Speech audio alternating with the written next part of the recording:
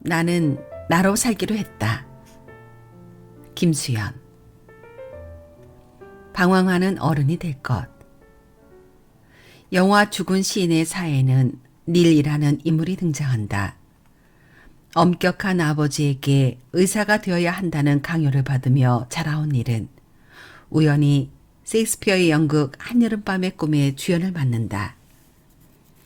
자신의 자질과 능력을 발휘하며 어느 때보다 행복한 날을 보내고 있는 닐에게 아버지는 당장 그만둘 것을 명령하며 전학을 시키겠다고 엄포를 놓는다. 연극을 하고 싶었던 닐은 아버지의 강요에 반항하려 하지만 닐의 시선에 어머니의 모습이 들어오자 반항을 포기하고 입을 닫는다. 어머니의 모습이 너무 절박하고 애처로웠던 것이다. 닐의 표정에는 무력감과 절망감이 비친다. 그리고 그날 밤 닐은 아버지의 총으로 스스로 목숨을 끊는다. 주어진 삶은 견딜 수 없고 자신이 원하는 삶은 도저히 살 수 없을 때 사람은 절망하는 것이다.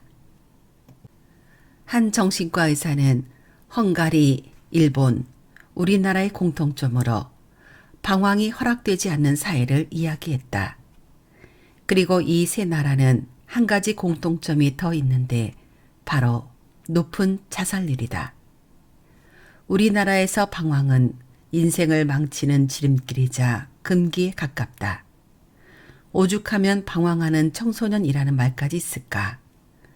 대학 진학, 취업, 결혼, 출산, 내 집 마련 등 일련의 과정을 정년기라는 데드라인에 맞춰 완수해야 하고 이를 위해선 잠깐의 방황조차 용납하지 않는다.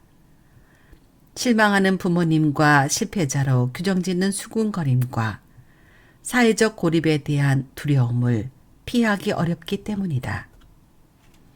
그 결과 우리나라는 자살률 최고, 출산율 최저라는 두 가지 지표를 갖게 되었다. 이 지표의 공통점은 생존과 번식이라는 인간의 가장 기본적인 본능마저 포기한다는 것.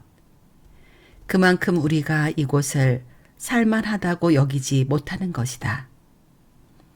주어진 과업을 빠짐없이 수행했는지를 개인의 평가 기준으로 삼는 사회. 그 안에서 잠깐의 정체라도 있으면 개인은 초조해지고 숨이 막힌다.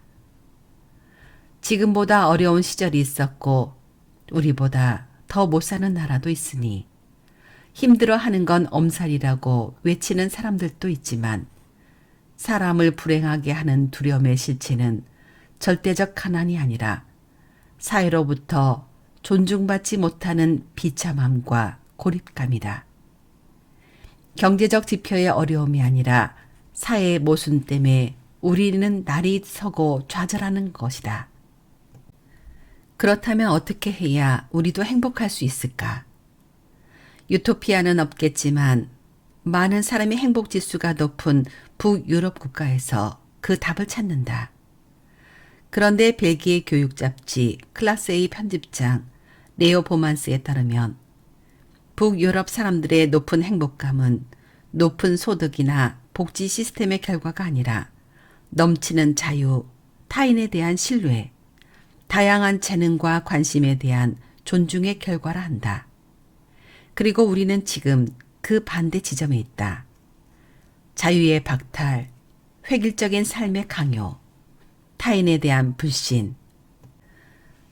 만약 어떤 삶을 살아도 있는 그대로의 나로서 존중받을 수 있다는 믿음이 있다면 우리 사회가 실패와 방황 끝에 다시 시작하는 이들에게 기회와 응원을 줄 수 있다면 우리는 얼마나 자유로울까?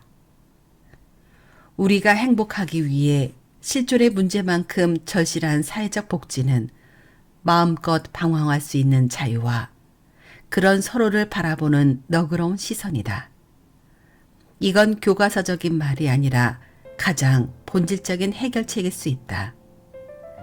서로에 대한 관용과 너그러움이 우리를 이 불행에서 벗어나게 할 것이니 우리 이제 그만 불행하자.